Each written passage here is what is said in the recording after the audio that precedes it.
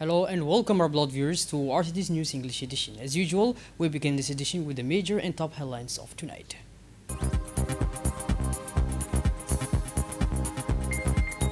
The Ministry of Labor chaired a workshop dedicated to financing the reform of the civil service statute.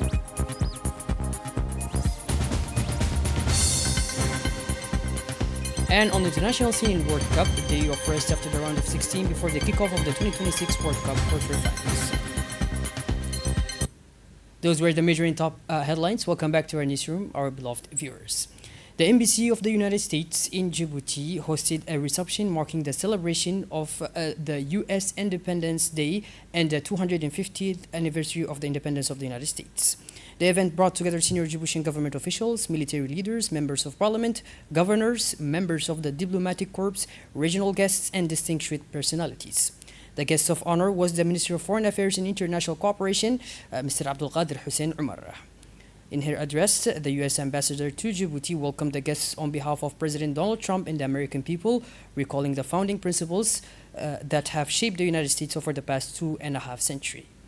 The ambassador also addressed and underscored Djibouti's strategic importance as a bridge between Africa and the Middle East, as well as its pivotal role in regional stability and global trade. She highlighted several recent developments in the bilateral partnership, including security cooperation, the integration of the new regional peacekeeping center at Camp Mariama, built with U.S. support to strengthen the operational readiness of the Djiboutian armed forces and promote regional stability across the Horn of Africa, education and cultural exchange, the opening of a second American corner at the National Library and Archives in Balbala, providing Djiboutian youth with opportunities to learn English, participate in technology workshops, and develop professional skills. Economical relations as well, continued dialogue through the U.S.-Djibouti Economic Roundtable, bringing together American and Djiboutian business leaders to promote trade and investment. Last but not least, space cooperation, Djibouti's decision to join the Artemis Accords, marking the country part of the world's largest international coalition dedicated to peaceful and responsible exploitation of outer space.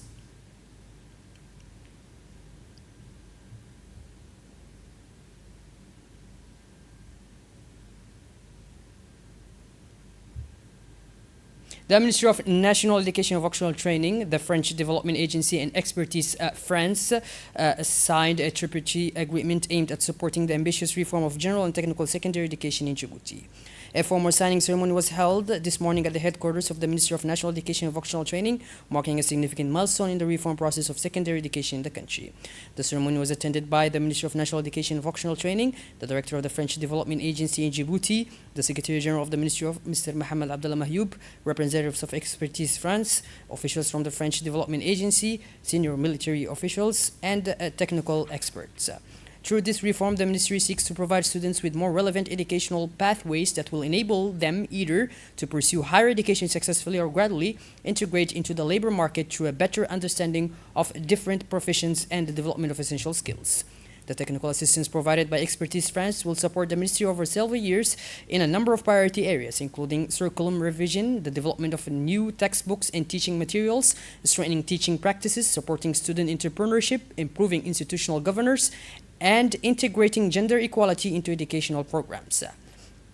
This agreement was initiated by the Secretary General of the Ministry of National Education and Vocational Training, the Director of the French Development Agency in Djibouti, and the representatives of Expertise France, formally launching the technical assistance program dedicated to supporting the implementation of Djibouti's secondary education reform.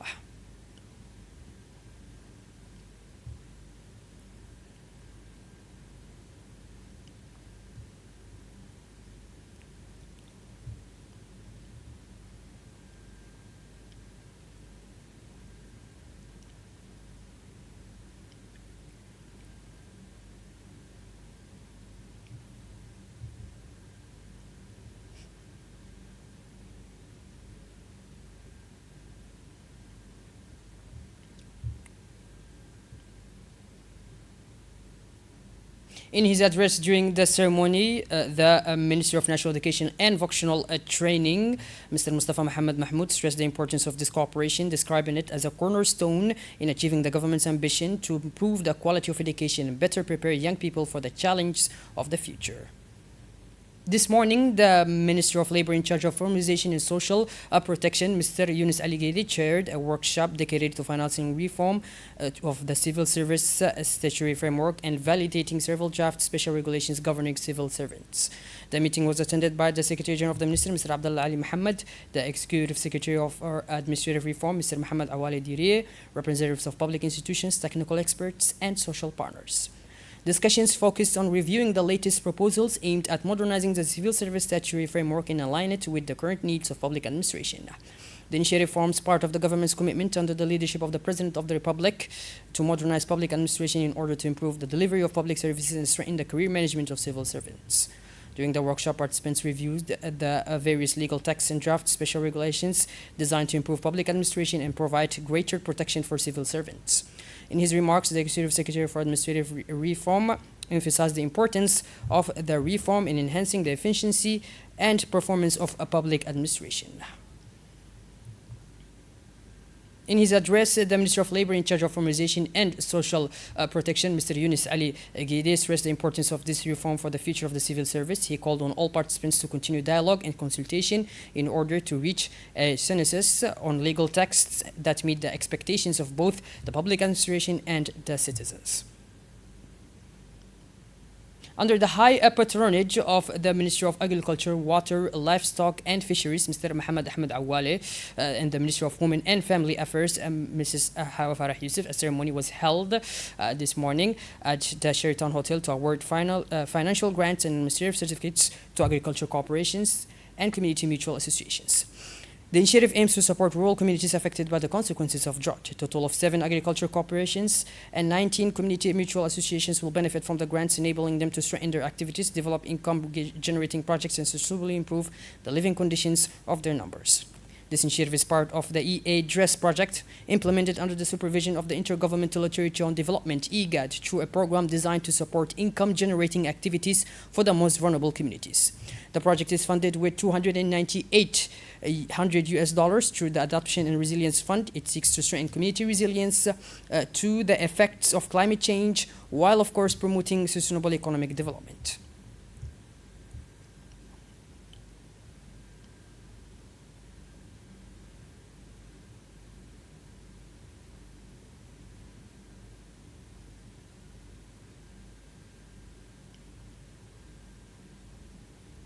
The Ministry of Women and Family Affairs stated that this event represents far more than the simple distribution of grants. It reflects the shared commitment of our two ministers to addressing today's challenge, she said, and I quoted, strengthening community resilience and supporting the economic empowerment of women and families.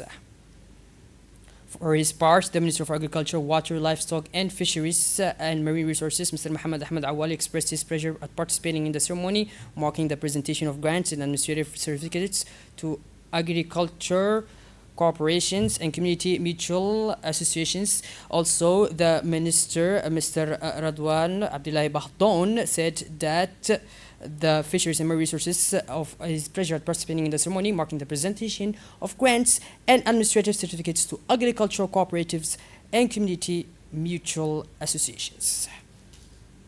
In an atmosphere of pride and sportsmanship, a ceremony was held today to honor the winners of the 2026 President Cup.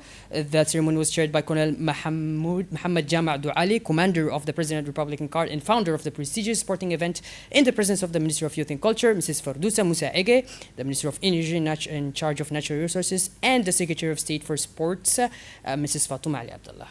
The event also brought together numerous senior civilian and military officials, heads of institutions, partners, sponsors, and members of the sporting community. The work celebrates the value of commitment, discipline, perseverance, and teamwork, principles that Colonel Muhammad Jama' Duali has constantly promoted through this competition, which has become a major fixture on Djibouti's national sporting calendar. The ceremony also provided an opportunity to express sincere appreciation to all partners and sponsors whose valuable support contributed to the success of this prestigious commission.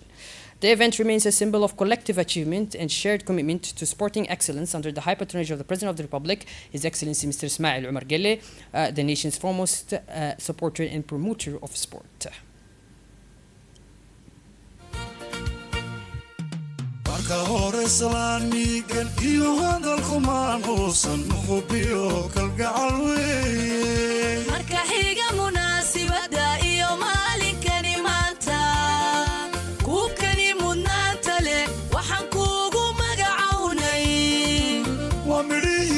beertay midhihii aad beertay oo caawa muujinaya mahad celinkan iyo laaba.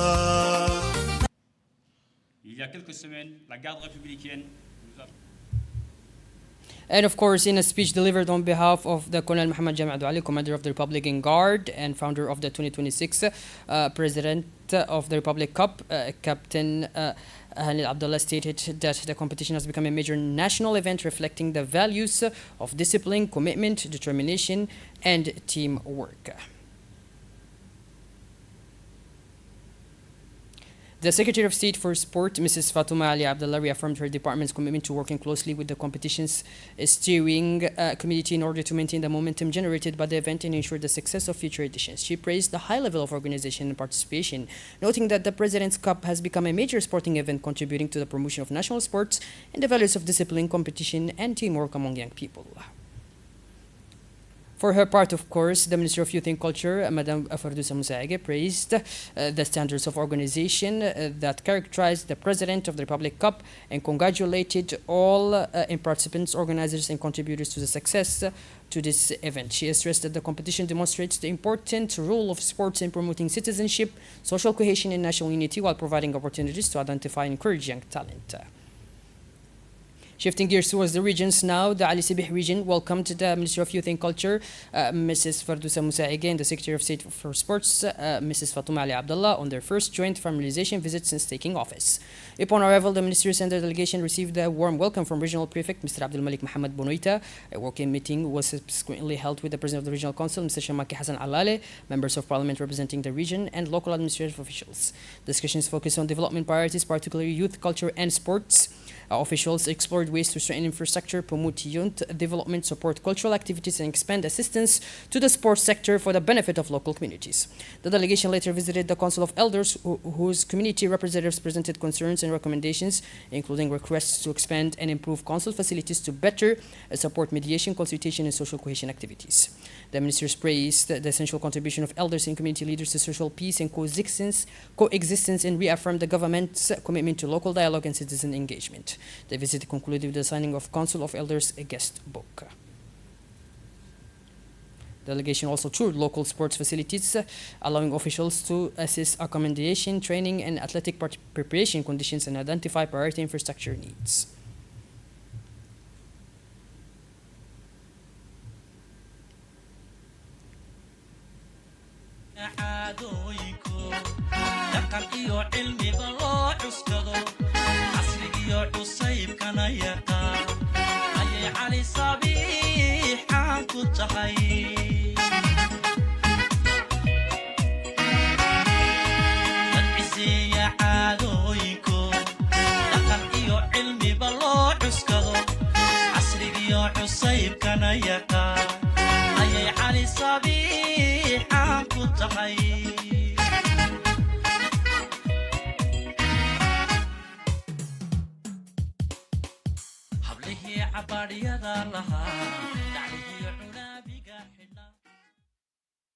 On this occasion, Secretary of State for Sports, Mrs. Fatouma Ali Abdullah, emphasized the strategic role of the Sports Center in training national athletic talent. She reaffirmed the government's commitment to supporting its rehabilitation and moderation in order to provide young athletes with training and educational conditions that meet the highest standards. During her visit to the Ali Sibih region, the Minister of Youth and Culture, Mrs. Fardousa Moussaege, highlighted the importance of youth and culture as two fundamental pillars of national development. The Secretary of State for Sports, Mrs. Fatouma Ali Abdullah, visited the sports facilities of the Idris Farah Abani Police Academy in Nagar on Tuesday, July 9th. She was welcomed by the Director General of the National Police, Colonel Abdurrahman Ali Kahin. The visit began with a tour of the Academy's amphitheater, which seats more than 250 people, before continuing to the future football stadium currently undergoing a renovation. The facility, equipped with a modern artificial turf surface, will provide an advanced environment for sporting activities, competitions between security institutions, and team-building events. The delegation also toured the Academy's gym, equipped with modern fitness and weight training facilities for police personnel.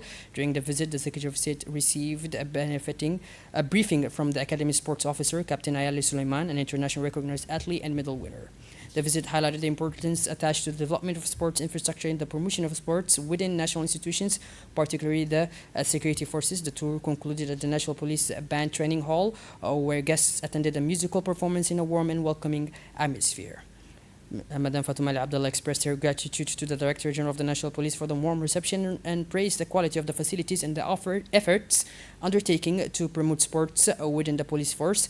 Colonel Abdurrahman Ali Kahin congratulated the Secretary of State on her appointment and reaffirmed the National Police's commitment to strengthening cooperation with the Secretary of State for Sports.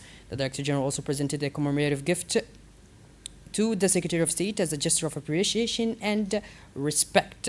The visit concluded with a group photograph symbolizing the strengthening of relations between the two institutions and their shared commitment to promoting sports as a tool for cohesion, performance, and well-being.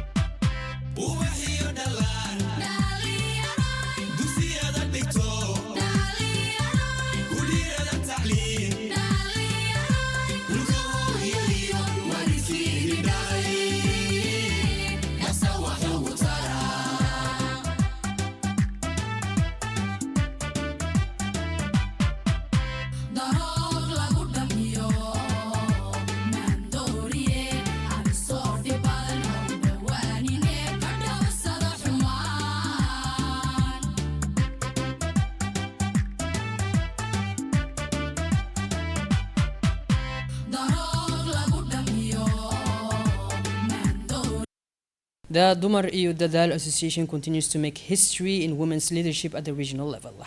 A delegation of businesswomen from the association, led by its president, Shukri Abdullah Muhammad, participated at the 7th Comeza Federation of Women in Business Conference and Trade Fair held in Tunisia from 1st to 3rd of July.